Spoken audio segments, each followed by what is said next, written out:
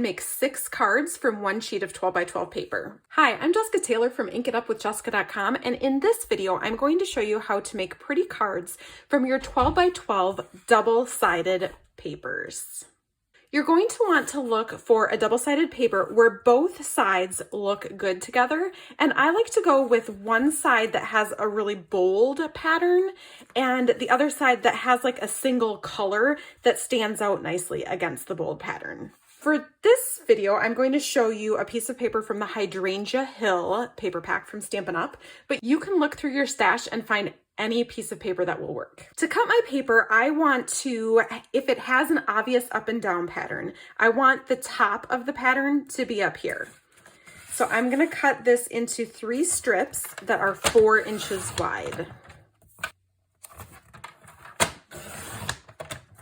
Then I'm going to take each one of these strips, and I find it's easiest to cut a 3/4 inch piece off the end first. Also, I find it easier to line it up on this side of my paper cutter because it keeps most of the paper over on this side pushed up against this nice ledge. So I'm going to line this up at 3/4 inch and cut that piece off. Then I'm going to cut 2 pieces that are 5 1/4 inches.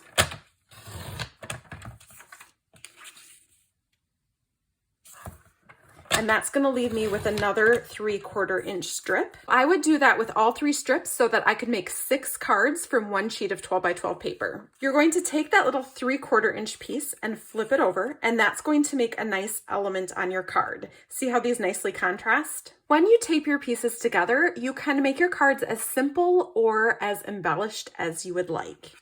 For this one, I just have my 2 main pieces that I cut from my designer series paper, and then I put happy birthday on just a piece of white cardstock, cut with a banner end. Super easy. For the next one, I added some ribbon and I taped the ends behind my pieces of patterned paper. So I first taped the little strip onto my larger piece, and then I wrapped the ribbon, taped the ends around, and then taped this whole piece to my card front. You can change the shape of your greetings to change the look of your card. You can also tie your ribbon into a knot or bow. You can add a mat behind your sentiment piece. You can also move the 3/4 inch strip up your card and place it anywhere that you want. For this one, I added a mat behind it to make it stand out a little bit more. And this one, I added a few more embellishments like some purple pearls and a little dragonfly punch out that has Wink of Stella on it for just a little bit of shimmer. And I did pop all of my greetings up with Stampin' Dimensionals to add just a little dimension. There are 2 different ways that you can make your card bases for your cards. One opens to the left and one opens up. I like to use the up option when I want to tie ribbon all around my card front in that direction. Either way, you're going to start with a piece of 8.5 by 11 cardstock. If I want my card to open from left to right, I will keep my 11 inch side this way and cut it at 5.5 inches to make 2 card bases.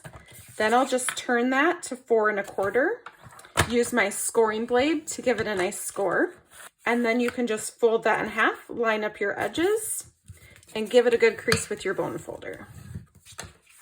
So this card will open to the left.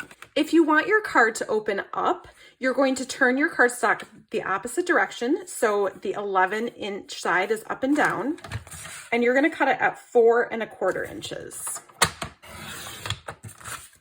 Then you'll turn each of these pieces at 5.5 inches and give it a score with the scoring blade. Fold it on the score line, match up your edges, and give it a good crease with your bone folder.